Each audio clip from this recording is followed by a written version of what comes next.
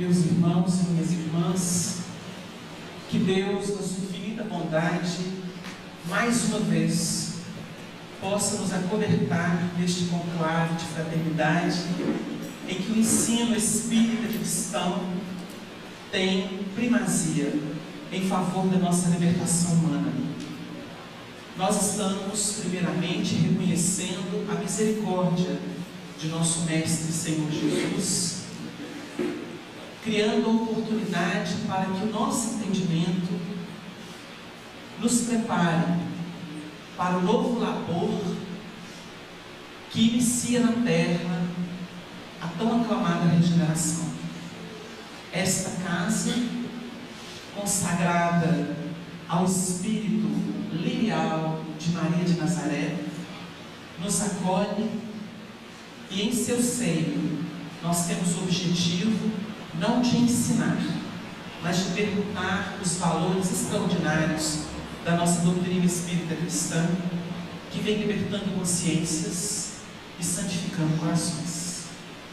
Portanto, o nosso bom dia, desejando a cada um de vocês aquela paz que não se improvisa, mas que é fruto do esforço de cada um, no ajuste às propostas que se revelam da parte de nosso Pai na nossa terra. Nós vamos tratar o nosso assunto e gostaríamos que a nossa mensagem pudesse alcançar o coração de cada qual, porque é a mensagem da revelação espírita, genuína, sem desvios. Nós gostaríamos que essa mensagem preparasse cada qual.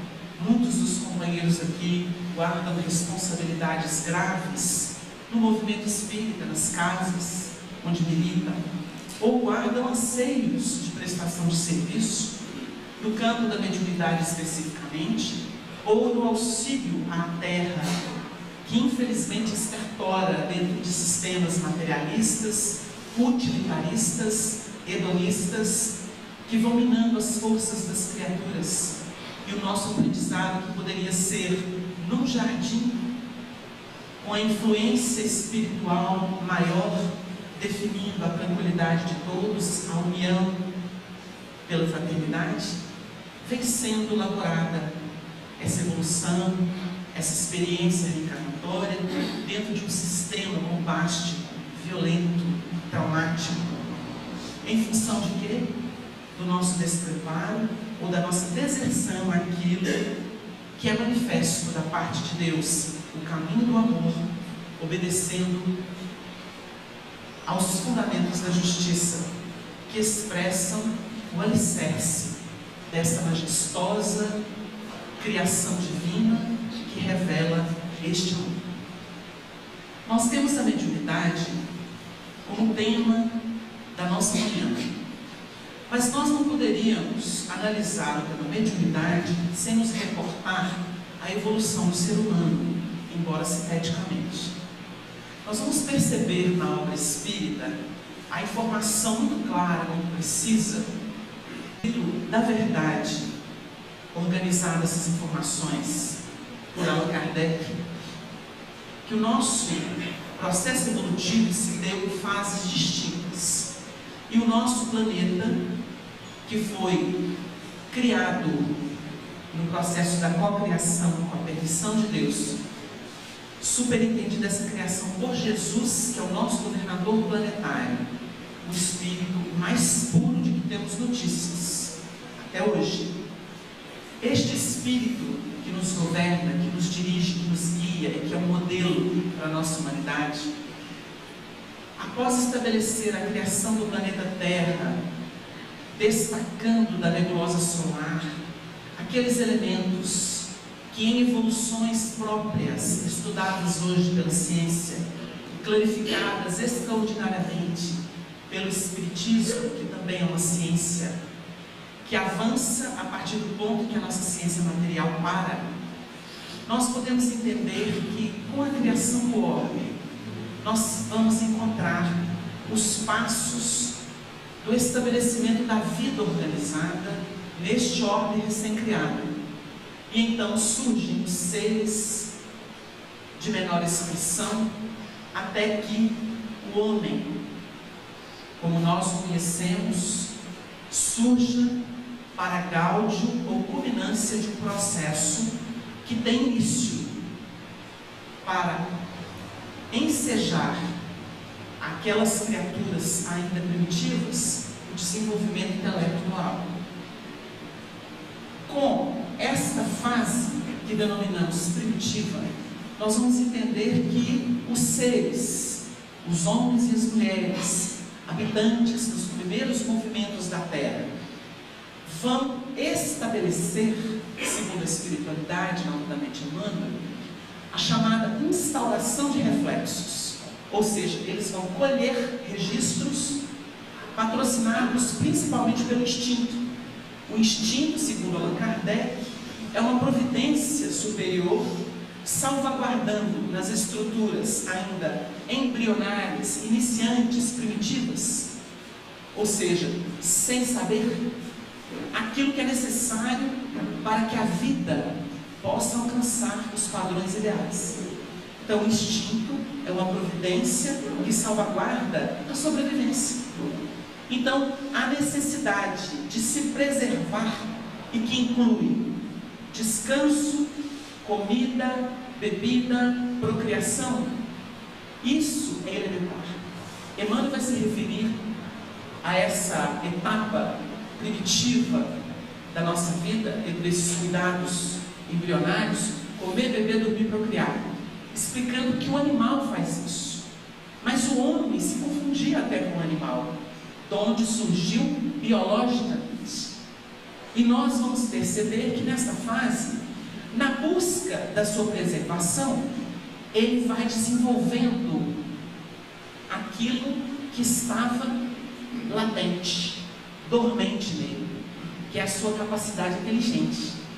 Na medida em que ele parte para a luta, que ele parte para disputar uma comida, que ele procura uma caverna para se acolher, que ele vai buscar aquelas primeiras manifestações gregárias nos grupos que vão se ajustando até sem muita percepção do que aquilo represente, nós vamos percebendo o desenvolvimento, o amanhamento desse terreno mental virgem, sem saber. Aí nós entendemos aquela questão que nos é apresentada no livro dos Espíritos. Deus cria os espíritos simples e ignorantes, ou seja, sem saber. Então eles estão zerados e eles vão iniciar na salvaguarda, e que é uma força da lei de conservação, definindo a instintividade, eles vão se defender. Então, nesse momento, o egoísmo, na sua expressão, vamos dizer assim, primitiva, natural, porque aí não é vício, o egoísmo é que vai permitir que essa criatura se cuide, e ela não vai ver ninguém. Nesse momento ela não vê, ela não divide, ela não comunga, ela vai cuidar dela, porque ela está despertando primeiramente para ela. Ela é o centro do universo. Então nós vamos perceber que nessa fase primitiva, o ser vai estruturar o campo mental para que o psico, como nós hoje definimos, seja elaborado. Ou seja, ela vai se ilustrar primeiramente com as lutas primárias de salvaguarda dos seus interesses elementares. Definido esse passo, nós vamos avançar, porque isso se dá através dos egos. Nós não temos como medir, mensurar. André Luiz vai sinalizar, por exemplo, de que desta fase do homem do sílex, que poderíamos dizer aqui que é aquele homem das cavernas, embrutecido, até o nosso momento na Terra, nós temos em torno de 200 mil anos de atividade mental. 200 mil anos. Atividade mental ininterrupta, porque quando o princípio inteligente, que ainda não é um ser inteligente, não é espírito, é um princípio inteligente, é aquilo que está no mineral, na planta, no animal, que está se preparando para um dia se revelar e se tornar espírito. Quando ele se torna espírito e entra na condição humana, A partir da condição humana, nós temos o espírito. Antes é princípio inteligente, ou princípio espiritual, ou mônada celeste, que são sinônimos. Linguagem utilizada pela espiritualidade, desde Allan Kardec. Quando nós entendemos o homem, mesmo primitivo, ali nós temos o fenômeno do pensamento contínuo, inestancável. A pessoa pode dizer assim, mas a gente aprende na meditação que não pode pensar. É uma forma de linguagem. Depois que esse princípio acordou seus potenciais internos, através de circunstâncias que nós não dominamos, mas que é obra da alta espiritualidade, nunca mais o ser deixa de pensar. Ele pode não registrar pelo cérebro, mas o espírito é um dínamo, que não se apaga, que não interrompe os seus ciclos. E quando vira ovoide, perde a forma humana, porque fixou o pensamento numa ideia única, monoideísmo, trabalhado por André Luiz. É ideia única, mas a ideia existe, o pensamento é fluxo. Ele não se estanca, ele pode ficar restrito, mas ele não para. Então essa interpretação, através das formas que nós temos estudadas e são propostas por muitas filosofias espiritualistas, elas não têm fundamento, porque nós podemos fixar o pensamento em algo, esquecendo o resto. E isso é uma forma de meditação. A gente, por exemplo, se esquece dos problemas do mundo e fixa numa reflexão que pode ser um tema evangélico. Ficamos ali explorando aquele tema, sem pensar em outras coisas. E isso é uma espécie de meditação. Então nós não precisamos tomar uma posição yogi, que é uma coisa exterior, porque a meditação é interna. Quando nós lemos um livro, nós estamos refletindo sobre o tema, estamos meditando sobre aquilo. Normalmente, quando a gente lê cada parágrafo, refletimos sobre ele, porque existe uma leitura que é apenas informação, e existe aquela que diz respeito a ruminar o material. Quando a gente vê a vaca, o boi, come, depois eles vão para um canto e começam a regurgitar e vão ali ruminar. Eles vão elaborar aquilo que colheram primeiro. Então nós temos a leitura de informação e nós temos a reflexão, que é a meditação. Então nós temos, depois dessa fase em que o espírito se desperta, a cripta mental desvela o pensamento, e ele vai então emitir e colher, ele vai se ilustrar. É assim que a gente vai dar nome a todas as coisas. Lá no Velho Testamento, no Antigo Testamento, nós temos a referência no livro Gênesis, nos seus primeiros movimentos cíclicos, que fala da evolução do planeta. Nós vamos perceber que Adão, que é o primeiro homem, e que na verdade é uma raça que veio de fora e se miscigenou com o elemento que existia aqui, que era o aborígene, que era o autóctone, ou o gentio na linguagem do Novo Testamento. Esse elemento, ele vai dar um passo substancioso, porque ele trazia o quê? Maiores percepções da vida. Ele via de um mundo que era muito mais evoluído do que a Terra, que era um planeta primitivo. Quando ele chega, é o primeiro homem, e ele dá nome às coisas. O Adão dá nome às coisas. O Adão é a razão em nós. Ele vai ter uma simbologia interna. O Adão, lá do Velho Testamento, ele tem uma simbologia interna, é a razão. Como a Eva é o sentimento. Conjugando Adão e Eva, nós temos o quê? Uma carne. E os dois se uniram a uma só carne. Porque nós temos uma estrutura inteira por dentro de nós. Por isso que não existe metade da terra. Sem a minha alma gêmea, minha metade da terra, eu não sou ninguém. É sim mentiroso. Nós temos incentivo, impulso, quando amamos alguém. Porque o amor é a força do universo. Deus é amor. E nós vamos conhecer o amor em multifacetas. Nós não podemos definir aqui, mas são multifacetas. Então, obviamente que nós temos o impulso das almas com as quais nos entrosamos vibratoriamente, dentro de fundamentos que nós hoje não podemos definir e que começam a ser revelados para nós. São entrosamentos, mas não há dependência. Tanto é que a maioria de nós caminha nos processos evolutivos sem a alma gêmea.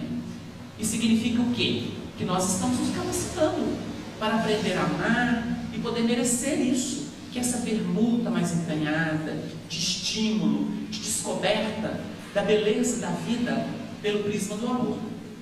Então nós temos, com a chegada de Adão, uma nova fase sendo aberta. Porque se considerávamos aqui a primitividade, que é a fase em que tudo está sendo implantado e nada é proibido, porque não se conhece a lei. O Paulo definiria isso numa epístola. Quando não se conhece a lei, o que se faz é lei. Então o primitivo faz a sua lei. O aborígene tem as suas leis, porque ele está se desenvolvendo dentro das percepções possíveis, e naturalmente essa criatura faz um piso, e ali ela começa a criar um regime social.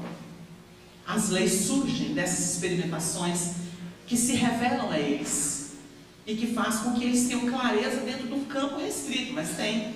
Então eles têm lá o seu regime de taba, que é o clima em que vivem e que respiram. Mas acontece que há no universo a chamada lei da interdependência, que é a lei de solidariedade. Essa lei de solidariedade faz com que os mundos estejam em permanente contato. E há o processo das migrações, tanto da Terra para outros mundos, pode ser inferiores ou superiores, quanto dos mundos inferiores e superiores, enviando gente para a Terra. O universo não está seccionado. Então nós recebemos esse incremento que vem de fora. E o que acontece? Lá no Antigo Testamento nós temos uma imagem linda. E vem o rio do Éden. Lá era o paraíso, aqui é atrasado, para irrigar o novo jardim, porque a terra era recém-formada. Então vem esse rio e se desdobra em 4 braços. Quais são os 4 braços? As 4 grandes civilizações que Emmanuel vai estudar no Caminho da Luz. O povo egípcio, a família indo-europeia, que vai definir a Europa, que são os arianos, porque passa pelo rio Indo primeiro, lá no Oriente. Os hindus, não os indianos. Há uma confusão muito grande. O indiano não é o hindu do passado. O hindu do passado, que formou aquelas castas, que tinha aquela cultura, não é o indiano comum. Então são os hindus. E o povo de Israel, do qual descende o próprio Cristo, que aproveita a linhagem, o trabalho e a sua grande necessidade, que é o orgulho, para nascerem deles, aproveitando os pilares da justiça que é trabalhada ali a partir de Moisés, que recebe as tábuas da lei, os fundamentos da justiça divina, e tem todo o desenvolvimento chamado judaísmo, e ele então eclode ali como uma flor, utilizando aquele terreno, embora problemático. Então, nós temos esses 4 povos, e a partir da chegada desses capelinos, que é uma espécie de enxertia do melhor no pior, a gente pega aqui o limão bravo e enxerta nele o limão bom, e é uma produção farta, porque é uma colaboração. Então isso acontece em termos psíquicos, e a Terra vai tendo incremento. Os seres primitivos começam a ser inseridos num outro contexto mais complexo, e com isso eles ganham um campo de desenvolvimento, tendo inclusive a ilustração com o exemplo do outro, mesmo que seja negativo. É o que acontece na sociedade. Existem os elementos que deixam emanar o que é positivo e o que é negativo. Nós já estamos falando de mediunidade. Então, esse elemento, ele vem e ele abre os potenciais dessa humanidade fechada, restrita. A partir daí começa uma nova fase chamada expiação e prova. Porque eles vinham para a Terra degradados, isso é, vão ser espiados e provados, porque a expiação é um regime fechado em que a criatura não tem escolha. Atai-o de pés e mãos e lançai nas trevas exteriores, ali haverá pranto e ranger de dentes. O que significa isso? Isso está numa parábola de Jesus, que nós estamos trazendo para a gente poder entender. Amarrar de pé e mão, a criatura não tem mais movimento livre, e lançai nas trevas exteriores. Ou seja, ele vai receber segundo o que plantou. É a colheita obrigatória. A sementeira é livre, ensina Paulo, mas a colheita é obrigatória. Então esse elemento, ele vai ser trabalhado de fora para dentro. Haverá pranto e ranger de dentes. Ensina Jesus o que é isso? Sensibilização, manifestação de sentimento. Começa no arrependimento, que é trabalhado pela culpa e pelo remorso. Não dá para entender? Tem lógica. Nós não podemos fugir de lógica, daquilo que a razão autoriza, porque essa é a proposta do Espiritismo. E no Espiritismo não existe mística. Pelo menos não essa mística que faz com que a criatura fique dando voltinhas aqui na Terra e perca o caminho objetivo na verticalização. Com a espiritualidade séria, isso não existe. Então, nós temos essa nova fase. Nessa nova fase, o intercâmbio mediúnico ganha dimensão. Vamos começar a perceber? A mediunidade está lá atrás definindo o processo obsessivo, que vai começar quando se tem estrutura psíquica já formalizada. Porque o brucutu, ele queima aqui, bate ali, apanha ali, é aprendizado. Isso não é obsessão.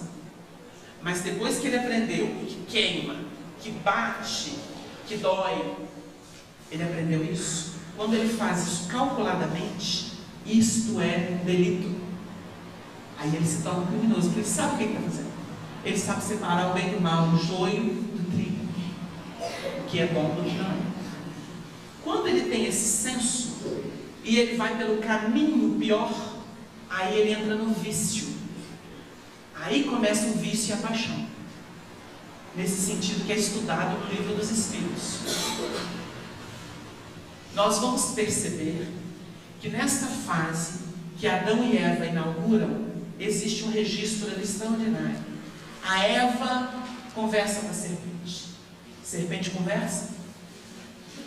Claro que não. O que é a serpente? Forças involutivas, rasteiras, se alimentam do que é terreno, materialismo. É essa proposta limitada. João Evangelista, no Apocalipse, vai explicar que o dragão é a serpente que engordou no trigo. Tem dúvida, gente? Não tem, é lógica. Tudo que é revelação genuína está encadeado. Fecha. Jesus, no capítulo 8, versículo 44 das anotações de João Evangelista, vai assinalar assim: vós tendes por pai ao diabo. Ele foi homicida desde o princípio. Nele não há verdade, o que ele profere é mentira. E vai explicar porque ele fala a verdade. Os seguidores não creem e preferem ficar com o nosso pai, que é o diabo, que é a ilusão, que é a fantasia. Jesus vai definir. E quando Jesus diz que ele foi homicida desde o princípio, Jesus estabelece que o diabo é a serpente que iludiu Eva. E qual que é o primeiro filho de Eva? Caim, que mata Abel. Por quê? Ciúme e inveja. Quais são as características dos espíritos inferiores? Ciúme e inveja. Por isso que nós temos que nos educar. São sombras personalistas que nos dominam. Então nós vamos perceber que Jesus define que o primeiro filho de Eva é a serpente. É o diabo que tenta na ilusão. Por quê? Porque ele foi homicida desde o princípio. Historicamente registrado, e Jesus se referia sempre ao Velho Testamento, que são os fundamentos ou uma espécie de alegoria, metáfora, parábolas, codificando os primeiros movimentos da nossa humanidade, no processo evolutivo. Então ele define em João que a serpente encarnou através de Eva, com a qual se acompliciou, e foi o seu primeiro filho Caim, assassinando o próprio irmão, que tem outras conotações muito bonitas, porque na oferta dele Deus, presta atenção, na de Caim não, porque trabalhar a terra é recompor-se internamente. Espinhos e cardos a terra produzirá, é a maldição que cai sobre Adão, porque Adão dormiu um ponto que é a razão, deixou a Eva fazer. É quando a gente se deixa levar pelo desejo, a gente se deixa levar pelo desejo e não reflete. Nós temos raciocínio, é para guiar a casa. Quando Paulo fala que a mulher tem que ter cobertura para entrar na igreja, o povo briga com ele, é machista, mas o sentimento tem que ter cobertura de razão, porque senão ele faz bobagem, porque nós não temos o sentimento sublimado. Tanto que o Paulo vai fazer a conexão entre Eva e Maria. Ele vai falar do primeiro Adão e do segundo Adão. O primeiro foi feito alma vivente, é o início da evolução. O segundo Adão foi feito espírito vivificante. O que é isso? É Jesus libertando, é plenitude do ser, é consciência crística, consciência de Deus plena atuando em nós. Então o processo evolutivo, ele faz análise, e naturalmente nós temos o exemplo de Eva, que se vincula, recebe a orientação da serpente, que são as forças rasteiras, materialistas, interesseiras, que nós acabamos de dizer que é o sistema do mundo em que nós vivemos. E vamos ter depois Maria, que recebe o anjo, que é instrumento do Cristo. Ela gera Jesus, que liberta a humanidade. Entenderam o que é o processo de evolução? Então a gente começou a trabalhar a mediunidade. Porque quando Maria recebe a visita do anjo e se faz instrumento do que há de melhor no universo, e quando a gente se reporta a Eva, que se complica e entra no processo expiatório, nós estamos falando de influência, através da mente. Então vem a primeira questão. A mediunidade só existe porque existe pensamento. Onde existe onda mental, existe associação de ondas mentais. E onde essas associações de ondas mentais existem, o fenômeno da mediunidade se dá. Genericamente, todos somos médiuns, porque todos pensamos. E porque pensamos, somos influenciados por outros pensamentos, embora não percebamos, na maioria das vezes. Estamos estudando para poder ficar mais atentos. Porque a mediunidade não é só ostensiva. Existe a mediunidade natural, que é essa. Mas, a par da mediunidade genérica, que tem o pensamento por base de manifestação, nós temos a chamada manifestação ostensiva, ou a mediunidade ostensiva, que seria o quê? Uma especialização. A especialização é todo mundo que possui? Não. Muitos seres vêm assinalados por compromissos mediúnicos ostensivos. Aí nós vamos entender o porquê. São criaturas que recebem essa imposição ou solicitam isso no mundo espiritual. De modo que existe a mediunidade fenômeno. São aquelas pessoas que veem espírito, ouvem espírito, sentem espírito, recebem espírito, na chamada psicofonia, que foi estudada por Allan Kardec, que essa nomenclatura não existia antes, nem a palavra médium existia antes, nem mediunidade. Isso é nomenclatura espírita, criada por Allan Kardec. Então, quando a gente pega uma Bíblia e fala assim, porque os médiuns são não sei o quê, texto lá de trás, mentira. Isso é processo ardiloso de quem traduziu, para comprometer o espiritismo. Geralmente são contrários ao espiritismo e utilizam a nomenclatura espírita que não existia no passado. Agora, se vem traduzido por necromancia, pitons, pitonisas, profetas, sibilas, aí está certo. É nome de cada época, de cada cultura. É a nomenclatura que existiu.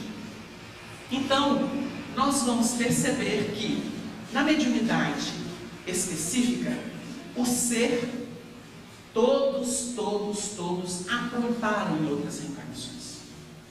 A mediunidade, ela existe sublimada nos missionários, que vão fazer um trabalho globalizado, que interessa a humanidade. Esses têm uma conotação especial, é chamado mediunato. É a criatura como Chico Xavier, que nós conhecemos de perto, e tantos outros da história, que foram missionários do bem, da luz. Mas existe a mediunidade expiatória de prova, antes daquela que é missionária. A mediunidade expiatória, ela tem como uma conotação obsessiva. Como é que é isso? A pessoa sofre terrivelmente porque ela vive assediada de espírito e sente os problemas deles no seu organismo, na sua estrutura psíquica, emocional, psicológica, moral. O que é isso? Compromisso. Vamos dar uma ideia? Dona Ivone Pereira. O Divaldo nos contou pessoalmente que ele participou de uma pequena equipe que incluía Chico, Arnaldo Rocha e outros companheiros, e visitaram Dona Ivone Pereira na sua casa, quando ela morava no bairro Sagrada Família, em Belo Horizonte. Quando eles chegaram, ele estava de braço quebrado. Eles assentaram, ela ficou muito feliz. E ela não sabia que o livro Memórias de um Suicida estava publicado no Rio de Janeiro, pela FEB. Ela não tinha notícias. Eles foram dar a notícia a ela. Eles chegaram, ela disse assim: um espírito me empurrou com raiva de mim. Eu caí e quebrei o braço. Estava de braço quebrado. Aí o Chico virou para ela e disse: minha irmã, isso aconteceu em represália, porque o livro Memórias de um Suicida está publicado no Rio de Janeiro. Não se importe. Olha, o espírito de André Luiz me contou que você reencarnou nessa existência, vinda direto do umbral, porque você foi suicida. Não apenas uma vez. E depois ela contaria detalhes, né? Ela revelaria como foram as circunstâncias dos 2 suicídios que ela cometeu. E você reencarnou direto, com um compromisso, minha filha. Tanto que o Chico chamou ela de a heroína silenciosa. Porque, olha, enfrentar o que a Ivone enfrentou não foi fácil. Não é qualquer criatura que aguenta aquilo, não. Tem que ter uma disposição férrea, de vontade, buscando a luz do Evangelho. Senão não suporta, não. O Chico continuou. E André Luiz me contou que os espíritos do bem que trabalham pela sua redenção permitiram que você produzisse a mediunidade. Embora todos os sofrimentos que você passa. E este livro, que está publicado pela Federação Espírita Brasileira, diz André Luiz que é o melhor livro dos últimos 50 anos no tema, e será, pelos próximos 50 anos, a melhor obra. Olha a informação do Chico. Divaldo que me encontrou isso. Então, a gente vai observar Dona Ivone Pereira nos seus registros, nos seus relatos, nas confidências aos amigos, falando da sua mediunidade expiatória. Porque ela era cercada de espíritos suicidas. Onde ela ia, ela captava os espíritos suicidas. E aquela vontade de se matar, superlativa, vinha, e ela sentia todo o processo de dor deles, porque ela tinha aquilo como uma chaga viva na sua alma. A gente imagina que seja isso. Esta é a mediunidade expiatória. Mas ela dignificou tanto o seu trabalho, ela se empenhou tanto, que ela superou essa fase, criou estrutura moral, mérito, porque sem mérito ninguém foge dos testemunhos. O Emmanuel tem uma frase linda que ele diz o seguinte: o processo expiatório perdura, ou a prova perdura, até o momento em que se assimilou a lição. Eu achava ele, né? Entendi a lição, cedi meu coração, acabou. Sabe o que significa isso? Aprendi a amar na aceitação, na paciência, na tolerância, na humildade, no bem-querer, no perdão. Acabou. Não tem prova mais. Não tem expiação. Porque a expiação e a prova perduram o tempo necessário para o aprendizado da alma. É isso que Emmanuel ensina. Dona Ivone aceitou a sua cruz e procurou amá-la. O obsessor, sofredores pintavam com ela. Sabe o que ela fazia? Amava essas criaturas. Fazia tudo o que podia por elas, porque ela sabia a dor de ser contrária à lei de Deus. E se empenhou de tal forma que, da mediunidade expiatória que assinalou seus primeiros movimentos de vida, ela passou para a mediunidade prova, quando ela precisava aferir as coisas. Já não era fechada, ela já tinha incursões, já era visitada por Bezerra, por outros espíritos que levavam seu perispírito, né, sua alma, para visitar outros ambientes. E ela chegava a contar que visitava com o Dr. Bezerra as zonas inferiores para ajudar os sofredores. E que o espírito de Charles e outros amigos levavam para o retempero nas zonas superiores. Mas que o Dr. Bezerra era trabalhador, como poucos, sempre preocupado com os sofredores, e que ela acompanhava nessas maratonas. Nós vamos entender que ela passa por mediunidade de prova e alcança caracteres de mediunato. Porque Ivone começa a iluminar o mundo com páginas, com testemunhos, com trabalhos que transcenderam a primeira condição dela. Registremos que Dona Ivone saiu do umbral para a reencarnação que ela teve. Informação de André Luiz através de Chico Xavier. Isso é um dado importante. Quando nós analisamos o que aconteceu com Maria de Magdala, nós vamos perceber que ela saiu da condição de obsidiada por forças tenebrosas para a mensageira da ressurreição numa existência.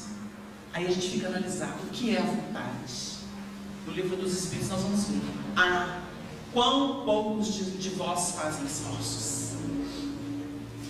Porque se quisermos, sob o poder da vontade, tudo é possível. Tudo é possível ao que crê. Está escrito no Evangelho. Então a vontade tem que operar. Diz Emmanuel que é o botão determinante para que a nossa vida se altere. Mas é preciso ter disciplina. É preciso saber para onde vai. Não é se deixar ao léu, à força do vento. O Espiritismo não veio ao mundo senão para isto. Porque oferecendo as chaves libertadoras que fazem ressurgir o Evangelho essencial, o cristianismo do Cristo e não das igrejas, o ser tem um caminho de luz. Não importa em que situação ele esteja. Não importa. Então, nós vamos perceber as gradações da mediunidade, quando é específica. Nós temos, na análise da mediunidade, dois segmentos. Aquele que os espíritos adentram o nosso mundo e se fazem perceber, e aquele que os instrumentos adentram o mundo espiritual, trazendo notícias. Allan Kardec definiria no Magistral, o livro dos médios, insuperável. Não tem livro, não tem estudo que supere o livro dos médios, porque ele é a fonte de onde tudo se desdobra. Mesmo a obra de Chico Xavier, que ilustra o que está contido no livro dos médios. Então não tem médium, não tem obra que aposente o livro dos médios, que aposente também a obra de Chico Xavier. Por mais palpiteiros e sensacionalistas que sejam esses trabalhos, esses médiuns na atualidade, que só querem criar confusão, porque a vaidade e o orgulho estão em alto nível nas suas vidas, e é exatamente a antítese do trabalho com Cristo. Então nós vamos perceber que Allan Kardec define médiuns e mediunidades de efeitos físicos. O que significa isso? Os espíritos vão lançar a mão de material que existe nesses médiuns, que é uma especialidade. Especificidade não é todo mundo que tem nesse nível, porque nós temos forças vitais e poderemos oferecer isso como sustentação. Junta de todo mundo, cria um piso, uma base para os espíritos utilizarem. E eles fazem muitas coisas a benefício de seres sofridos, a benefício de nós mesmos, da humanidade. Mas existe médium em que essas forças nervosas abundam. É o médium de efeitos físicos. Esse material é utilizado pelos espíritos, que combinam outras forças, outros fluidos, e dão a ele uma característica especial, porque se materializam objetos, ou criam, plasmam quadros, forças que interferem no nosso mundo objetivo. Então, é um filão, vamos dizer assim, uma especialidade mediúnica que elenca várias manifestações. E nós temos um outro braço que é chamado as manifestações inteligentes. Nas manifestações inteligentes, os espíritos não vêm ao nosso mundo. O médium é que vai no mundo espiritual. Principalmente nesse sentido, embora no outro isso seja muito importante também, o médium precisa de qualificação para subir, senão ele fica só no ambiente. Aí nós temos, com a definição clássica de Allan Kardec, mediunidade de efeito físico, mediunidade inteligente, de efeitos de inteligência, nós começamos a definir. Dentro de cada um, nós vamos ter classificações.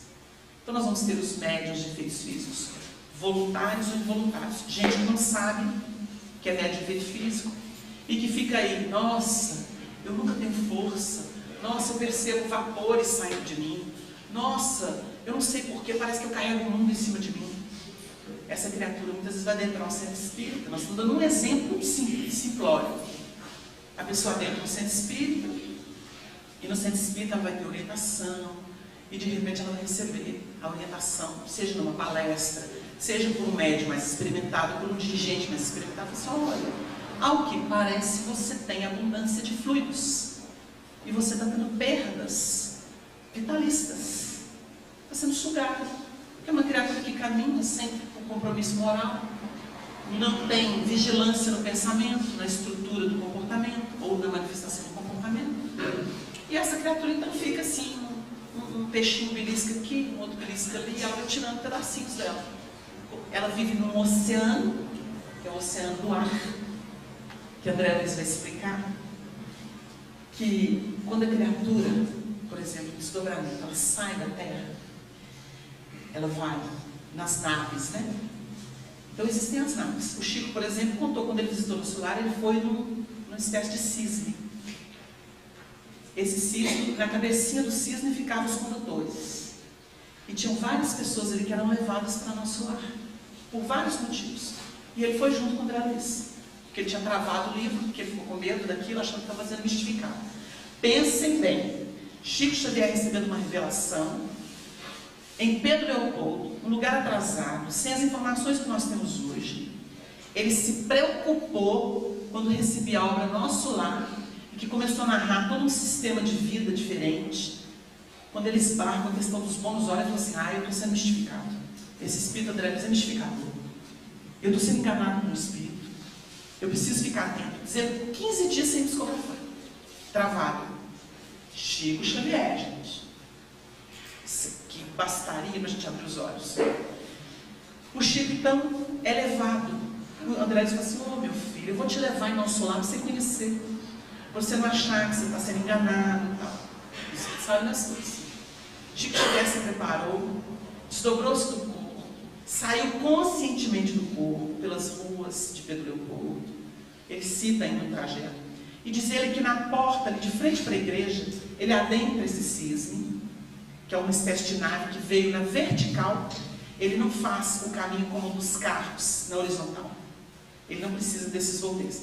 Diz ele que ele fez um caminho vertical e que lembrava um movimento espiraloide. Muito curioso. Olha os detalhes. Então, dentro daquele cisne, na janela, ele não podia ver panoramas. Mas diz ele que o cisne sobe com uma rapidez. Ele viajou um tempo em que ele achava que durava uns 40 minutos. Diz ele que a sensação é que quando ele estava chegando e não sabia, o cisne pula como uma folha de plástico que está imersa na água, ela pula para fora assim, dá aquele salto que ultrapassa e assenta de novo na água. Diz ele, quando fez isso, ele falou assim, parecia um oceano. Quando eu cheguei a um porto que levava ao Nosso Lar. E eu fiquei admirada, André nos explicou que aquilo é um oceano de oxigênio. Lembra um oceano de água. Olha que interessante, gente.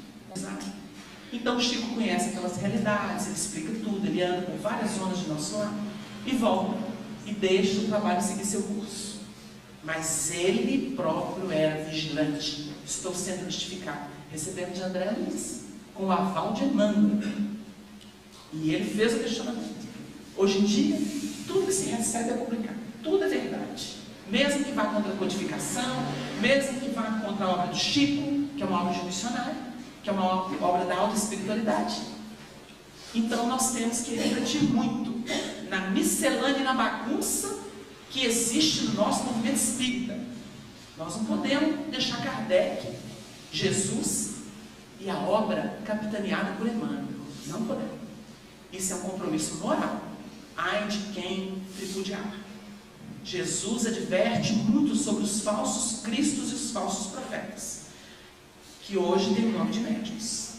Falso profeta, profeta era aquele que intermediava o alto ou os espíritos junto do povo antigo. Falso profeta, falso médium.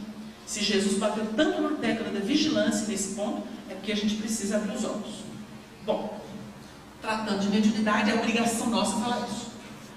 Então nós vamos seguindo o nosso rumo. Na especificidade dos efeitos físicos, nós vamos ter médium que tem todo tipo de possibilidade. Para ruídos, para movimentação de objetos, para levitação. Olha o Sr. Hom, Daniel Douglas Hom, que Allan Kardec inclusive citou na Revista Espírita e no Livro dos Médiuns.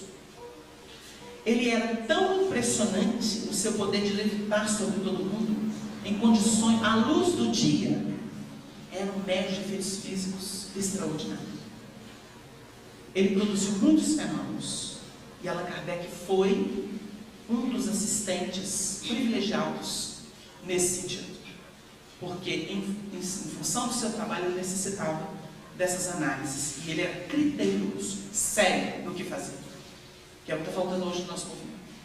Então, existem essas probabilidades. Existem médiuns que têm fluidos abundantes e que se prestam para a materialização de espíritos ou de aparelhos, que é o que mais acontece hoje, ou de recursos médicos da espiritualidade para a cura de enfermos. Nós sabemos que as manifestações de efeitos físicos, elas foram todas canalizadas para esse tipo de proveito, porque tentar convencer os outros é bobagem. Diz Emmanuel, no livro Seara dos Médiuns, que essa preocupação de convencer não muda disposições internas no íntimo da pessoa. Ela viu, achou linda, impressionante, fascinante, mas continua a mesma no mundo. Enquanto que a filosofia com decorrência moral, como bem assinala Allan Kardec, que tiver o pensamento coerente do benfeitor Emmanuel, é que opera as grandes transformações da humanidade. Então, nós temos diante dos efeitos inteligentes. Os efeitos inteligentes, nós vamos ter médios, nós vamos citar as principais aqui. E não vamos entrar nas minúcias que todos podem estudar na obra do Livro dos Médiuns, ou nas obras subsidiárias, principalmente as de Chico Xavier, ou psicografadas por ele. Nós temos, então, na mediunidade de efeitos inteligentes, algumas manifestações que se tornaram clássicas entre nós e muito comuns. A principal delas é a psicografia. O que o Emmanuel diz sobre isso, quando ele estuda a psicografia no Seara dos Médiuns? Ele fala que o pensamento do alto, quando ele é genuíno, no livro, se perpetua pelo tempo e através de todas as culturas. Por isso ele foi privilegiado no trabalho do Chico Xavier. E por isso ele foi privilegiado na codificação do Espiritismo. Naquela época, a psicofonia existia, mas o codificador priorizava o desenvolvimento, a educação dos médiuns psicógrafos, porque ele tinha um enorme trabalho de elaborar perguntas e submeter aos espíritos, de observar a resposta e submeter de novo contra perguntas, até onde fosse necessário. É um trabalho exaustivo, mas estava tudo registrado. Entenderam? Porque esse material estaria disponível para o mundo. Então, a psicografia foi priorizada em função da importância do que chegava à Terra. E o Chico não podia fugir disso. A sua tarefa primária era o livro, como bem definiu Emmanuel.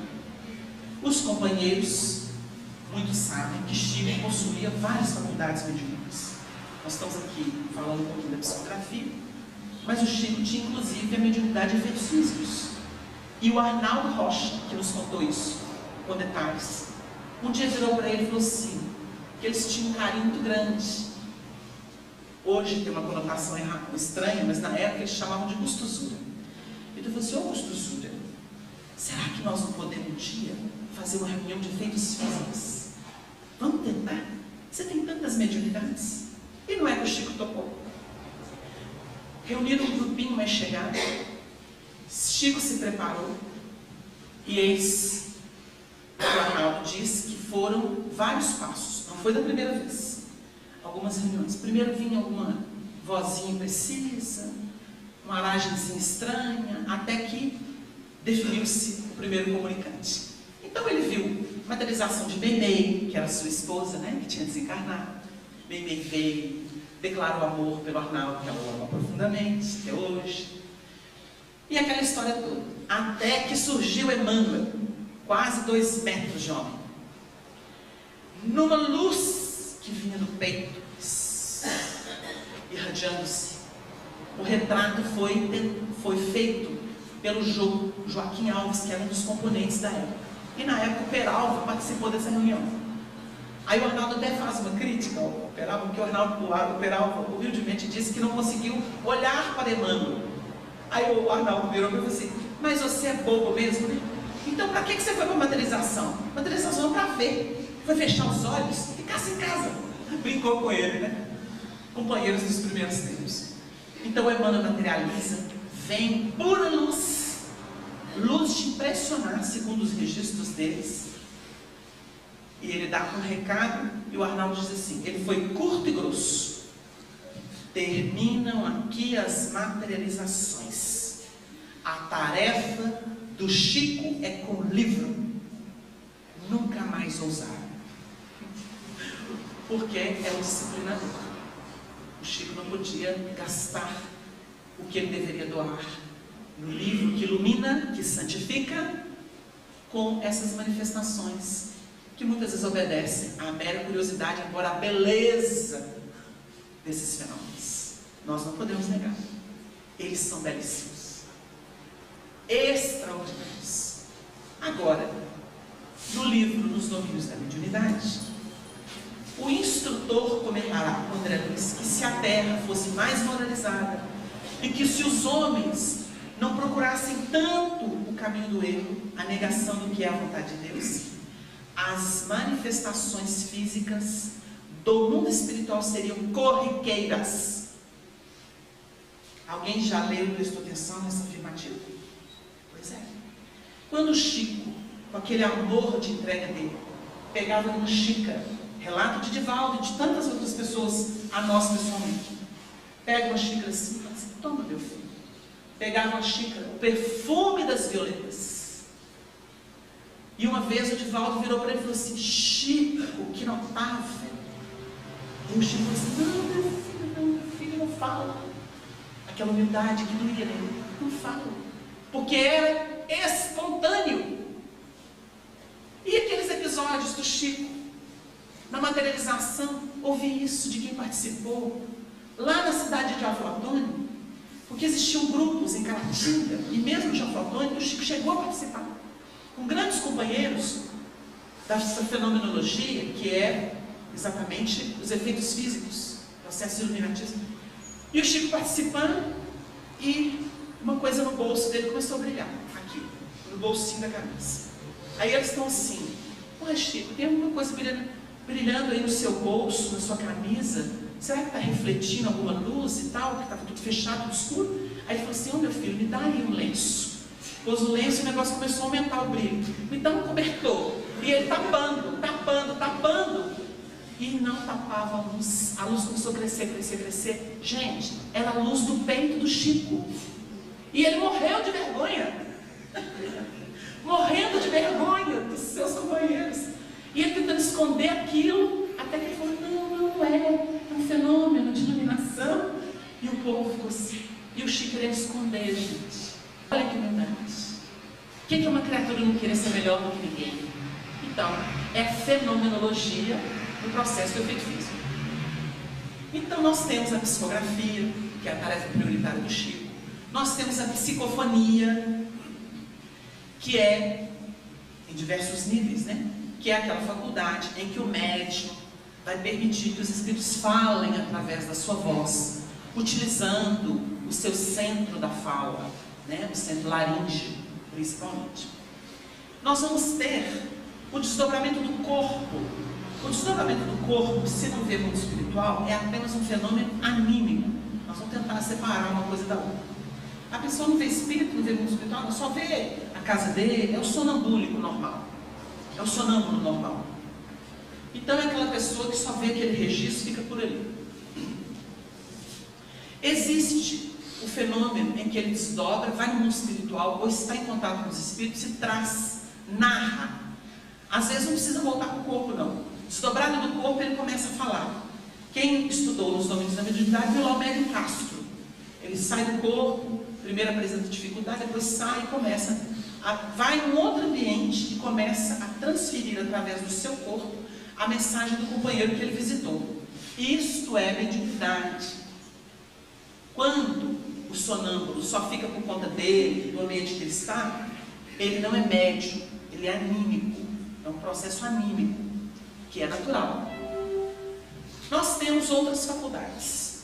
Por exemplo, a mediunidade de cura, em que há uma abundância de fluido. Essa criatura geralmente tem um espírito que ajuda, ou espíritos que ajudam combinando fluidos, e ela pode curar as pessoas. Se há interferência do mundo espiritual, é mediunidade. Nós temos a chamada psicometria, que é uma leitura com a mão. O Arnaldo conta que nas visitas que ele fazia o Chico ao Beata, o Chico estava sempre separando as correspondências, sempre volumosas. Então, se ele sentava batendo papo com o Chico assim nas cartinhas, com a mão, separava aqui no montinho, com a mão separava no outro montinho, com a mão separava no outro montinho. Então era assim, a psicometria. Ele lê com os recursos da clarividência, utilizando a mão. Toca no ambiente, conta a história toca num objeto, fala da história daquele objeto. Olha, isso pertenceu ao fulano, eu vejo essa cena. Então existem registros que ficam nas coisas dos ambientes. É muito interessante isso, para a gente ver como é que o espírito vai impregnando a matéria de muitos valores que lhes são próprios. E tem gente que pergunta assim, como é que intelectualiza a matéria? Dessa forma, porque o espírito que atua nela e ela se torna inteligente, porque a matéria é inerte, ela só toma características. Porque tem gente que fala assim, porque eu tenho cérebro. Que cérebro? Cérebro é roupagem. O cérebro só funciona e apresenta dinâmica porque existe a mente, que é do espírito. Então, na verdade, o cérebro é roupagem da mente, que é do espírito. Então, é essencial. Então, nós vamos perceber, na psicometria, nós temos a clarividência, vidência e clarividência. O processo difere, porque na vidência, ele fala assim, estou vendo um espírito parado ali. E fala assim, aí ele veste uma roupa, pronto, só isso. O que ele quer? Não sei. O clarividente, ele fala assim, olha, o nosso irmão fulano de tal está aqui do lado, ele está trajado assim, e o sentimento dele é esse, ele está pensando isso e dizendo isso. Esse é o clarividente. Difere do vidente comum. Entenderam? Dá para entender. Então é a clarividência. Temos o médium audiente, que é o que ouve. Eu ouço o som, tem uma palavra. E existe o clareaudiente, que registra com perfeição os sons do mundo espiritual conjugados, a palavra clara dos benfeitores, a orientação clara, com timbre de voz, é a clara audiência. Então nós temos esses fenômenos que são mais comuns do nosso ambiente. A mediunidade de cura, ela está principalmente na sala de passes, que é a chamada fluidoterapia, porque o elemento conecta com o alto. É como se ele fosse uma tomadinha, ele vai lá no plug divino, da usina, e começa a receber sempre incremento. E ele vai doar o material humano e espiritual. Então nós temos a condição dos médiuns em 3 manifestações. Aquela que na psicografia é chamada de mecânica, a semimecânica e a intuitiva. Embora tenhamos ainda os médiuns inspirados de pressentimentos, que seria assim, menos preciso a influência do espírito nele. Ele não sabe quem é espírito, se é espírito, ele só recebeu uma influência, não uma inspiração. Ele não sabe de onde veio. Então esse é genérico, esse todo mundo tem inspiração. Os escritores que são casca grossa, que não sabem nem de espírito, estão recebendo inspiração, através do pensamento. Mas existe a mediunidade intuitiva, que é aquela em que a pessoa sente, é pelo sentimento. Ela tem a sensitividade, que é a base de todo fenômeno mediúnico. O médium tem que ser sensitivo, ele tem que ter umas anteninhas assim que captam fluidos, influências, cada qual ao seu modo. Então, o elemento é intuitivo. Então ele fala assim, estou sentindo envolvimento assim.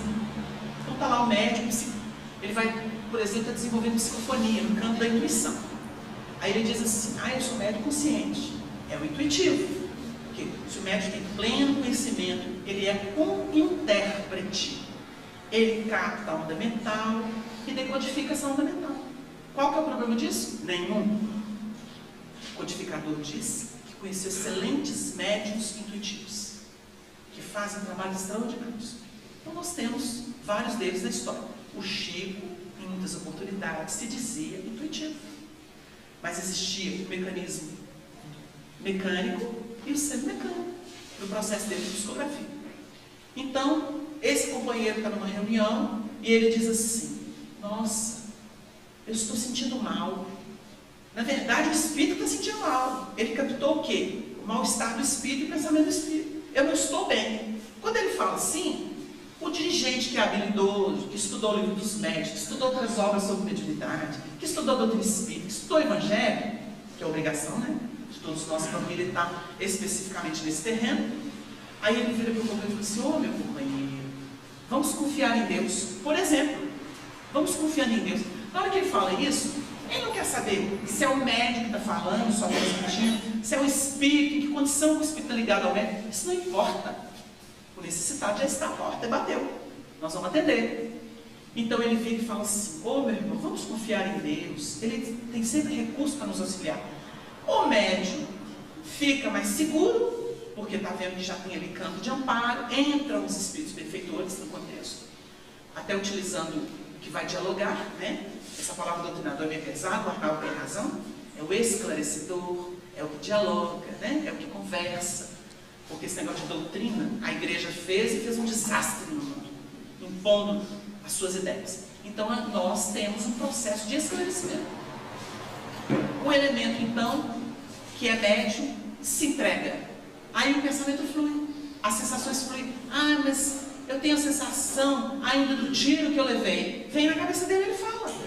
O médium tem que ter abertura nessa hora. Porque quem tem que ajuizar do processo é o dirigente, não é o médium. Não sei se eu estou doido. Não sei se eu estou com a sensação de um tiro. Não sei o que está acontecendo comigo. Problema não é dele.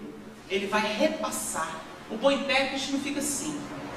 Será que eu devo falar isso que você falou? Não sei não, não estou acreditando nisso não. Aí o camarada está sendo interpretado numa outra língua e fala assim, cala a boca e faz o que eu estou mandando. Seria uma postura dele. Então, o trabalho do intérprete não é questionar aquele que está dando o recado. Quem vai fazer esse questionamento, avaliar, é o dirigente. Então a gente já começou a tentar trabalhar praticamente o assunto. O dirigente então vai envolver, se ele perceber que existe algum exagero, ele vai focar no que é essencial. Depois ele bate um papo com o médium, olha, procura não ficar travado, procura não ficar interpretando. O Seu Honório fazia isso muito nas nossas reuniões, que ele dirigiu por 8 anos em Mário Campos. Então o Seu Honório tinha uma médium, nós temos ainda essa médium na casa, mas a médium vivendo ela, meu Deus, que tem tanto recurso no campo da psicofonia, no campo da vidência. Seu Honório não sei. Seu Honório do assim. Seu Honório do mundo. Ela falou assim, deixe as suas emoções guardadas. Apenas retrate aquilo que os espíritos estão mostrando ou que você está captando deles. É tão simples, gente. Isso chama-se educação mediúnica. É você não interferir. É assim que começam os problemas da mediunidade. O médium aí, que estuda a doutrina evangélica, mas que fala assim, mas eu não concordo com isso. Não concorda? Não, então deixa de ser espírita. Vai procurar outro caminho. Mas aí cisma de ficar no espiritismo. E aí fala assim, eu sou médium dele próprio. Quando não dos espíritos que querem enganar. Os mentirosos. Allan Kardec explica que quando se vence esse processo mecânico, físico da mediunidade, que a pessoa aprende que tem que soltar mesmo o pensamento, que tem que deixar exceder, confiando em Deus, em Jesus, no seu guia espiritual. Quando ela vence essa etapa mais mecânica, que diz respeito à própria manifestação pelo corpo, aí começam os grandes desafios. Porque se essa pessoa deseja voar sozinha muito cedo, sem os conselhos da prudência, da experiência, ela vai ser enganada pelos espíritos mentirosos. É o que muita gente não pensa. É o item 216 de O Livro dos Médiuns. Esse item bastaria para deixar todo mundo de baba de molho. Gente, produzir com os espíritos não é simplesmente captar o Bezerra da Silva ali, o João não sei das quantas dali, o Joaquim não sei das quantas, o Emanuel não sei de quê. Não é isso não. Isso é ficar no mesmo ambiente, produzindo as mesmas coisas, os nossos dilemas e os nossos duelos. Quando nós nos elevamos em disciplina, nós captamos a linfa do alto que vem e que combina com tudo que já foi revelado, sem nenhuma discrepância. É isso.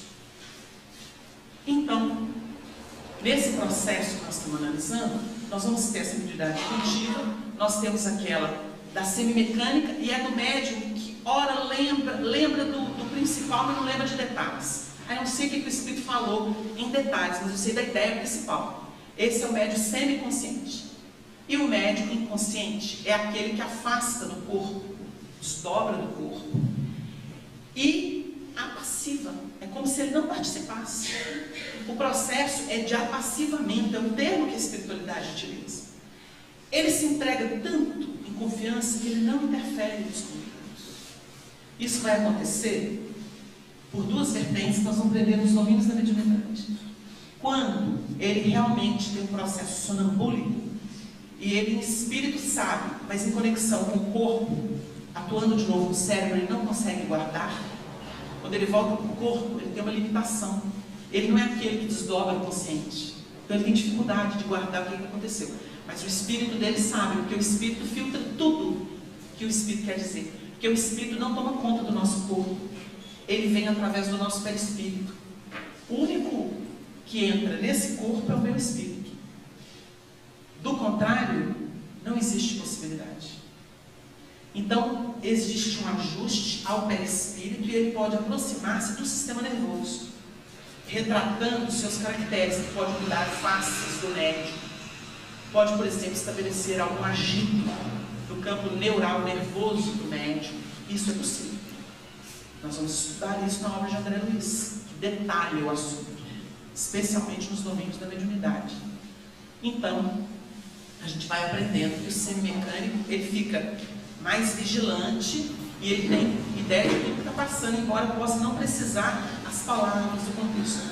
E existe esse consciente que realmente ele afasta, e uma das vertentes é essa. A outra é quando existe o domínio mental afetuoso, que é o termo que André Luiz deixa claro nos domínios da mediunidade.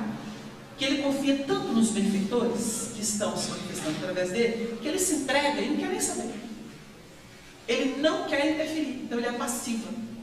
Ele realmente obedece plenamente. Existe esse processo. No fenômeno da vidência, da evidência, nós temos que ter muito cuidado, segundo Emmanuel, quando trata do tema do seara dos médiuns. Ele vai dizer o seguinte, que o médium vai registrar quadros, impressões, e cada médium vai ler segundo a sua história, segundo o seu desenvolvimento, segundo a sua educação moral, segundo a sua capacidade de percepção. Às vezes ele vai falar assim, estou percebendo grandes almas iluminadas, que nem são da terra, por exemplo, são de Sírios. Ele pode dizer isso. O dirigente vai ouvir e vai aguardar. Pode ir registrando o que você percebe. Ele é uma mensagem linda, porque eles estão assim dentro de uma natureza linda, que é um verde, e que tem uma cachoeira no fundo. O que o dirigente vai definir? Ele está registrando um quadro espiritual que foi projetado pela mente de um benfeitor desses que nos acompanham aqui no trabalho mediúnico, dando notícia de seres que do mais alto, numa condição mais transcendente, estão nos ajudando. O médium, se ele vai falar assim, nossa, eu vi seres que habitam Sírios, eles visitaram a nossa reunião, ainda levaram a natureza lá para dentro.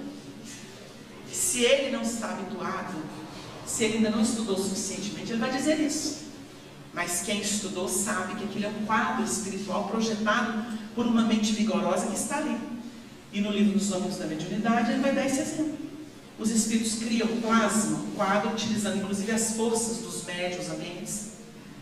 Eles plasmam um quadro e cada médium pega uma parte desse quadro. Aí eu estou vendo uma cachoeira, aí eu estou vendo o mar batendo aqui pertinho de nós, aí eu estou vendo um mensageiro maravilhoso. Cada um vai registrar segundo aquilo que tem. Por isso, o campo da vidência e da clarividência pede muito cuidado na filtragem, na análise dos registros. Porque senão nós vamos começar a falar que Jesus está ali, que Nossa Senhora também está ali junto com a gente, não sei porque a Nossa Senhora vem tanto quando eu estou aqui, e vai começar a falar assim, nossa, até uma preferência por mim. Aí a gente começa a se agradecer. Mas o que acontece? Muitas vezes os espíritos que nos ajudam têm registros no mundo espiritual da presença deles visitando os sofredores e plasmam aquilo. E a gente vê, mas a gente não vê Jesus presente. A gente vê aquilo que os espíritos têm registrado no campo mental. Deu para entender? Então, no campo da vidência e da clarividência, a gente tem que analisar com cuidado, discernindo os temas e os assuntos. E para isso tem que estudar, gente. Quem não estuda, vive na ignorância, interpreta segundo o que tem. Como não tem nada, interpreta tudo na grosseria com que vive. É difícil de entender? É lógico. No campo da audiência, da clareaudiência, muito mais vigilância. Vem instruções, vem barulhos. Aí a pessoa vai dando a notícia, tem que passar pelo crivo da mesma forma que o campo da vidência e clarividência. O desdobramento. A pessoa vai começar a ter o fenômeno do desdobramento. Ah, eu estou morrendo. Ah, eu estou torto. Ah, eu estou de cabeça para trás e meu corpo está para frente. Meu corpo está torto e eu estou estranho. Ah, tem hora que eu fico no teto da minha casa, eu fico em pânico. Ah, eu fico querendo abrir o olho e mexer, eu não consigo, eu estou inerte, eu acho que eu estou morrendo. Sensações de quem sai do corpo. O pânico geralmente caracteriza as primeiras manifestações das pessoas que têm essa possibilidade de sair conscientemente. A pessoa acha realmente que está desencarnando. As sensações são horríveis no princípio. Depois a criatura começa. Tem gente que gira, parece que, nossa senhora, eu estou girando. Aí, onde é que eu vou segurar? Roda e campeão. As manifestações são as mais diversas. Outra hora você fala assim, nossa, eu estou inchado, parece que eu estou um saco, inchando. Não tem limite, eu estou inchando demais. Sensações de quem desdobra do corpo. O que a pessoa vai fazer? Primeira coisa, confiança. Sem confiança a gente não faz nada. Ou a gente confia, ou a gente desespera e atrapalha tudo. A aflição nunca ajudou ninguém a resolver nada. Então nós vamos aprender com os espíritos que se a pessoa está sozinha, ela vai recorrer mentalmente à prece, pedindo ajuda do mundo superior. Deus, Jesus, os bons espíritos, seu guia espiritual, seu anjo da guarda, vai lançar uma Deus. Em seguida ela vai procurar concentrar na volta ao corpo. E ela vai mentalizar a volta do seu perispírito ao corpo. E vai mentalizando desde o pé, passando pelas pernas, estou voltando, acoplando ao corpo, mentaliza. Depois que ela mentalizou a volta ao corpo, as mãos, ela vai começar a respirar profundamente. Respira, solta. Inspira, solta. E vai fazendo isso. Em seguida, devagarinho, ela vai lá nos pezinhos, movimentar os dedinhos. Depois vai para os dedinhos das mãos. Daí a pouco ela está reintegrada no corpo. Se ficar desesperada, não volta para isso. Vai achar que está morrendo e não vai querer dormir mais, de medo. Nós conhecemos. O rapaz ficava dias sem dormir porque tinha pavor. Que além da sensação terrível que ele tinha, ele viu os obsessores dele.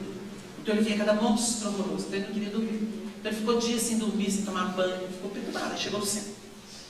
Aí devagarinho ele ficou compreendendo, levou tempo. Porque a pessoa resiste muito, né? Quanto mais forte de personalidade, mais difícil você educar. Então nós vamos percebendo essas características. As pessoas mais simples, né? Jesus procurava os mais simples, eles são mais fáceis de lidar, de moldar no campo da educação. A pessoa que é muito dona de si, ela geralmente se caracteriza por muito orgulho. Então ela pensa muito nela, ela é muito ela é mais difícil. E quanto mais a pessoa apresenta esses caracteres na vida, mais dificuldade de ser bom médium ela apresenta. Por isso que a gente tem que trabalhar o moral. as questões morais que transformem a nossa estrutura moral, sublimando esse aspecto moral interno, para que nós possamos ser mais obedientes, confiar mais em Deus. Por isso que o Emmanuel falou para o Chico, né, que ele era uma mula dócil, e que era difícil preparar o ponto fogoso. Não é brincadeira, não. Então tem todo um amanho, né, a preparação do instrumento. Bom, nós analisamos aqui de forma genérica, nós estamos tentando criar condição para que o pessoal pense na divindade, não naqueles termos ortodoxos, dentro das fantasias, da fenomenologia, tentando criar ambiência para que a gente perceba que mediunidade é vida. E mediunidade tem a ver com estrutura moral. Então Allan Kardec vai definir a mediunidade enquanto fenômeno, ela se radica no organismo e retrata o mundo espiritual. Agora, o mundo espiritual, nós temos ele aqui junto da gente. Porque o principal que nós registramos é essa zona inferior que nós, chamado umbral, que a gente alimenta com os nossos maus pendores, com os nossos maus sentimentos, com a nossa estrutura ainda deficitária nesse terreno de sublimação, de transcendência, de iluminação espiritual, do campo do amor. Então nós vamos perceber que é muito fácil captar os espíritos. Isso não é novidade. Agora, se nós nos contentamos com isso, nós nem somos espíritos. Nós somos os ignorantes da mediunidade. Sabe por quê? Sabem por quê? Porque a mediunidade, ela existiu antes e depois de Allan Kardec. Por isso que Dona Ivone titulou o livro A Mediunidade Espírita. Porque a mediunidade que não é espírita, ela tem compromisso moral. É o elemento que retrata o que deve. Aí o Emmanuel define assim: a obsessão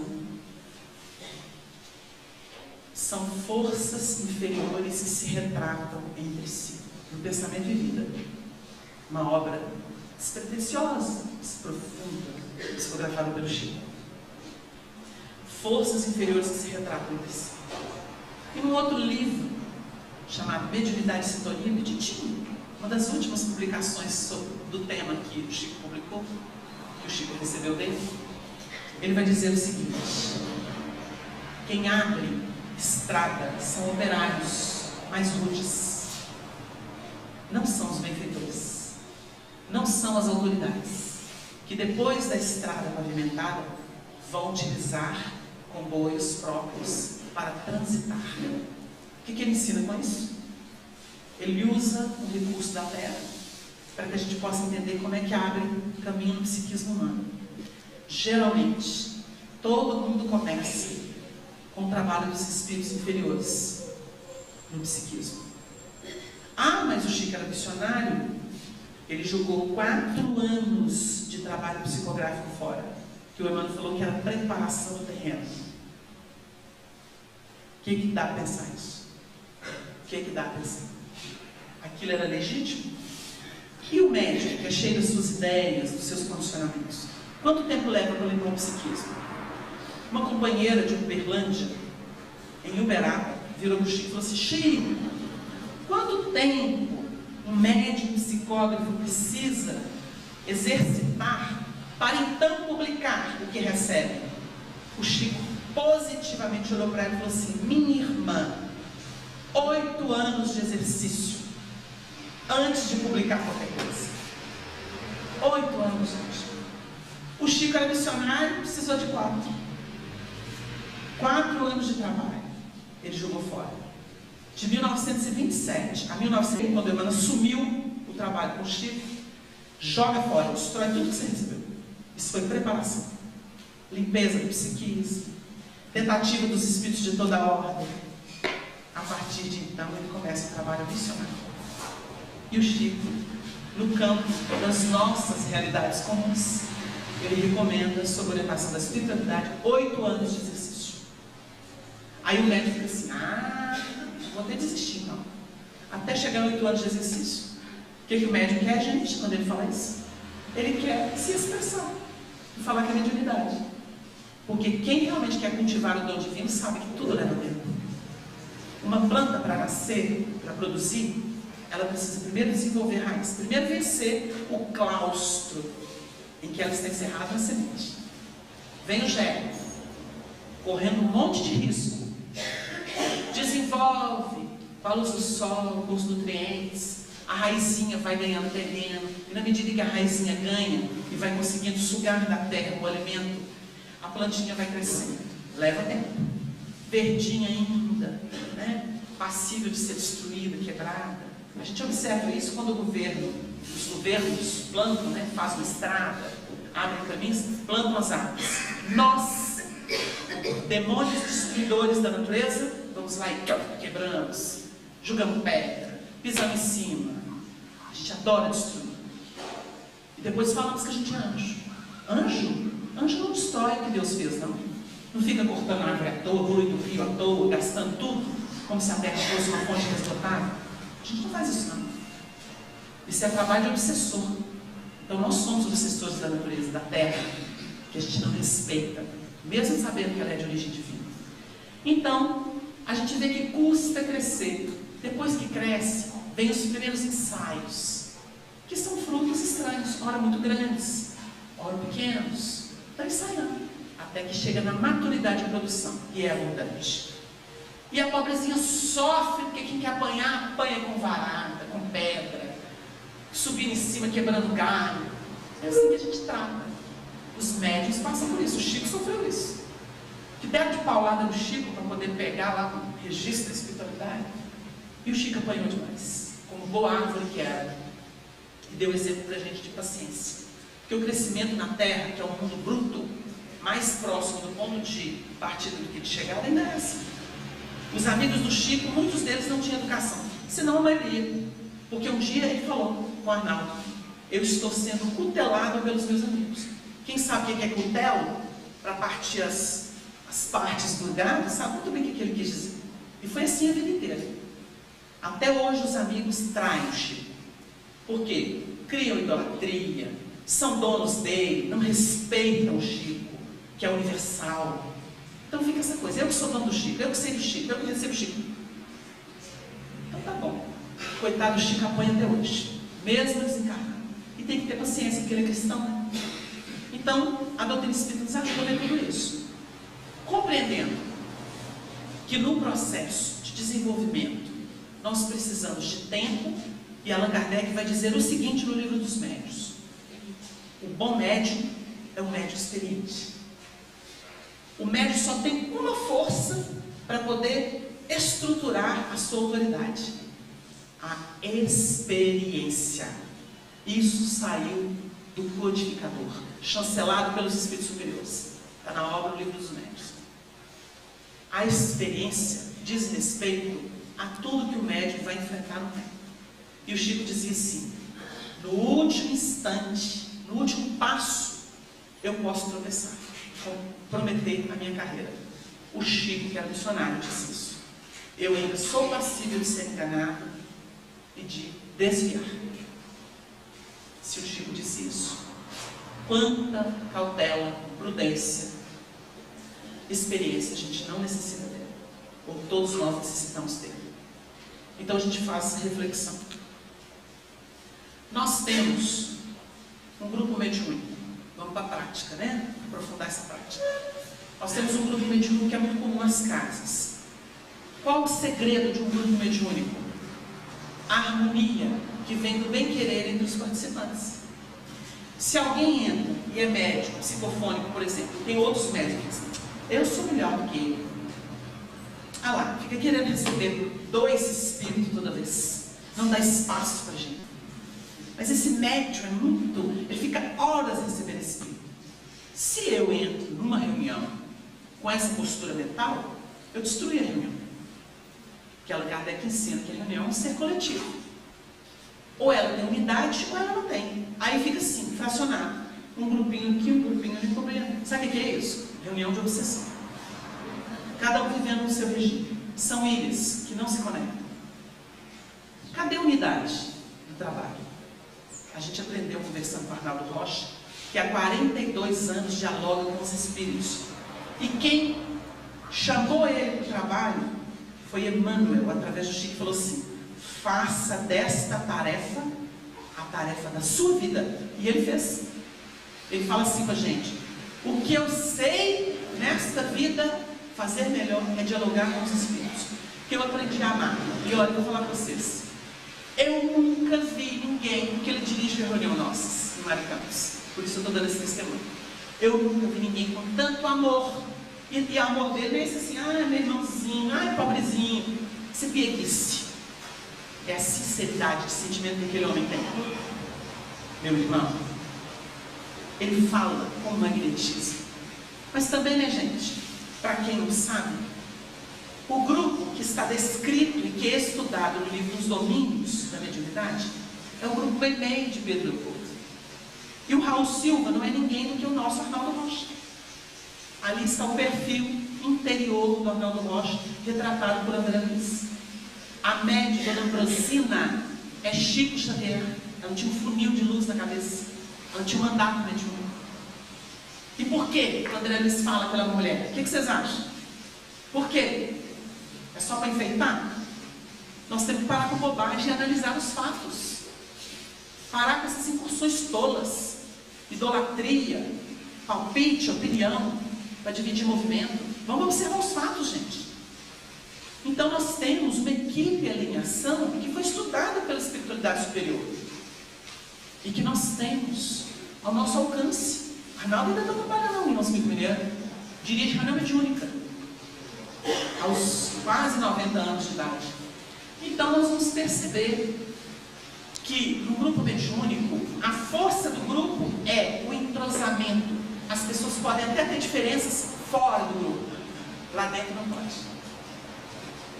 Porque a gente às vezes fala assim, olha, fulana é bem discreto, fulano é meio para dentro, podia se soltar mais. Isso é natural, é a personalidade de cada qual. Não podemos brigar com as pessoas, porque nós não mudamos ninguém, nós mudamos a nós mesmos. Porque ninguém nos muda, só nós, quando queremos. As pessoas podem sugerir, e é no campo da sugestão que a gente tem vivido. Mas não passa disso. A mãe não pode fazer do filho o que ela quer. Ela pode tentar influenciá-lo pela sugestão, pela vibração. E ela vai ganhando terreno devagarinho. Se ele abrir o coração. Mas abre.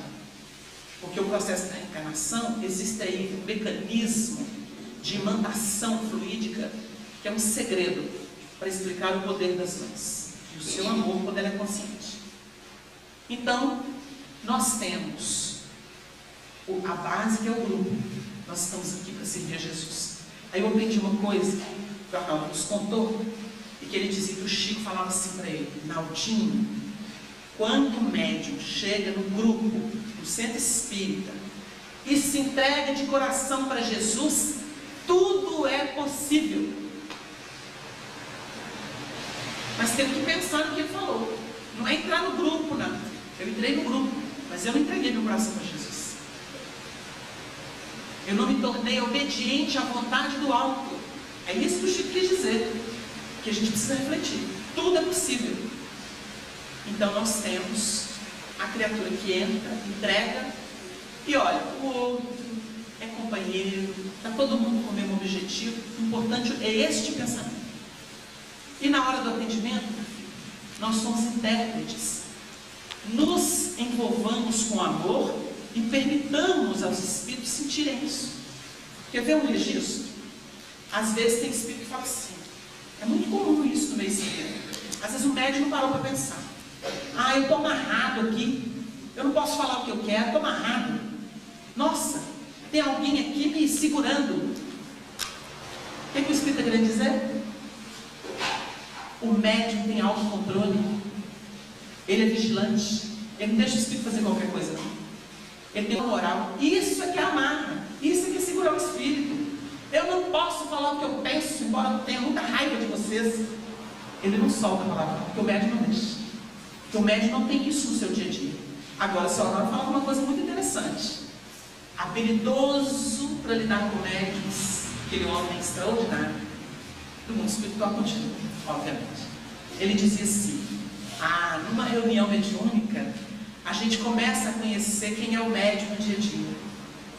Sabe por quê, gente? Na medida que o médium relaxa, os espíritos vêm e procuram nele ressonâncias para poder se fazer sentir no campo da psicofonia. Não importa o nível em que isso se manifesta. Tem hora que o médium solta umas coisas involuntariamente, sem reflexão. Porque vem o impulso do espírito e solta. Aí, o dirigente habilidoso, que tem domínio psicológico da natureza humana, ele vai começando a observar, olha, o médium, vira e mexe, ele está registrando ou manifestando essa postura. Isso é comum no dia a dia dele. É assim que se conhece. Agora, nós precisamos entregar o coração para melhorar. Porque viver de hipocrisia a gente não pode. Ela não prevalece. Então nós vamos ver que da parte do orientador, o segredo, segundo Arnaldo, que tem esses 42 anos orientado por Chico, Emmanuel, Bezerra, etc., e que trabalhou com Ivone Pereira, Chico Xavier, Divaldo Franco e tantos outros médiuns notáveis, principalmente naquele período áureo de Pedro Leopoldo, fulgor da obra do Chico, os romances de Emmanuel, a obra de André Luiz, né, gente? O ouro foi recebido ali na manjedoura que o Chico tanto amava e que teve que sair e abandonar para preservar os seus familiares, que estavam sendo massacrados pelo clero, pelas perseguições.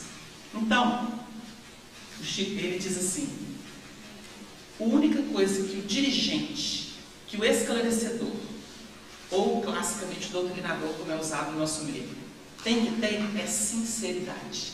Ele não tem que fazer discurso filosófico, ele tem que dar aula de nada, ele tem que ser sincero para poder entender a dor dele e dar um conselho como ele daria a um amigo querido, a um irmão querido.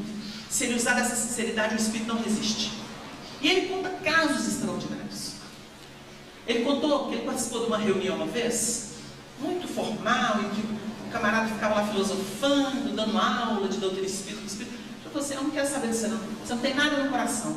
Eu quero que converse comigo esse cara aqui, ó. E eu botou para ele. O Arnaldo nem era conhecido. Eu quero que esse cara converse comigo aqui, ó. Nele eu senti firmeza. Dizia que ficou assustado, não tinha esse hábito de conversar com o espírito ainda, que ele ficava negando, empurrando o Chico com a barriga, ele tinha receio, né? Ah, não tem vida moral para isso não, Chico. Até que o Emmanuel, depois de 2 anos que ele enrolou o Chico, chamou ele: faça dessa tarefa a tarefa da sua vida. Diz ele que num instantinho cortou tudo que precisava. Porque ele disse que nessa época ele fumava. E ele tinha uns hábitos perniciosos, você cortou tudo e obedeceu o Emmanuel. Não tripudiou com o Emmanuel. Mas o Chico ele barrigou 2 anos. Então, ele foi conversar com o espírito e disse: ele conversou com o espírito e falou assim: o que eu vou fazer? Ele não gosta dessa coisa piegas de igreja católica. Porque quando ficou muito igrejeiro, ele fica assim: está cheirando a sacristia. E é interessante essa posição dele, porque a doutrina espírita não tem essa mística adorativa exterior, não. O espiritismo é muito objetivo. Então ele diz ele que começou a conversar com o espírito e falou assim: ah, o que você está sentindo aí? Por que você está tão bravo? Aí o espírito abriu o coração com ele. E ele foi entendendo a dor do espírito e foi falando com o espírito igual ele falaria com uma pessoa encarnada, dizendo que o espírito agradeceu ele tanto. Ele falou assim: você me fez ver coisas que eu não via. Eu sabia que com você eu consegui alguma coisa, porque eu vi seu coração sincero aqui. Você estava aqui com sinceridade. Esse povo aqui está me enganando, querendo pregar para mim. Não quero pregação, não. Gente, que lição! O Arnaldo deu esse testemunho. Então, nós vamos entendendo que uma reunião produz e alcança seus objetivos com simplicidade. Aí o que a gente está vendo hoje? A proposta está vindo de toda forma. Ou tem que ser muito místico, adorativo. Aí nós vamos voltar lá para o Oriente, né? Doutrinas orientalistas, meditações externas, cheias dos querequeques, né? Com respeito, a gente fala que quem está nisso está nisso. A gente não está criticando quem precisa disso e vive disso. Agora, espírita é uma vergonha. Com Allan Kardec, com Chico Xavier, vergonha para esse espírito que fica aí adorando tudo externo, transferindo, gastando energia em cárcere mental, como define Emmanuel. Isso é cárcere mental. Eu estou preso na filosofia do filósofo italiano, da filósofa russa. Ah, para ontem, para hoje é espiritismo. Nós temos que ter muita claridade mental, gente. Nós estamos lidando com a linfa. Olha aqui, Jesus se empenhou, é um espírito de verdade por excelência. Ele abriu espaço de quando em quando, em 15 minutos, para revisar a obra que Allan Kardec estava elaborando. Apontava em síntese onde estava o erro, o que precisava refazer, utilizando uma média extraordinária. Ruth Serene Jafé, principalmente, que é o nosso Chico. E que não tem problema de falar, que isso todo mundo já está sabendo da surdina. foi a médium que revisou o livro dos Espíritos. Então, o que a gente percebe? Que Jesus, em pessoa, o governador do planeta Terra, utilizava do recurso da mediunidade para ensinar a Allan Kardec, o codificador, onde estava o duvidoso, para ser mais objetivo.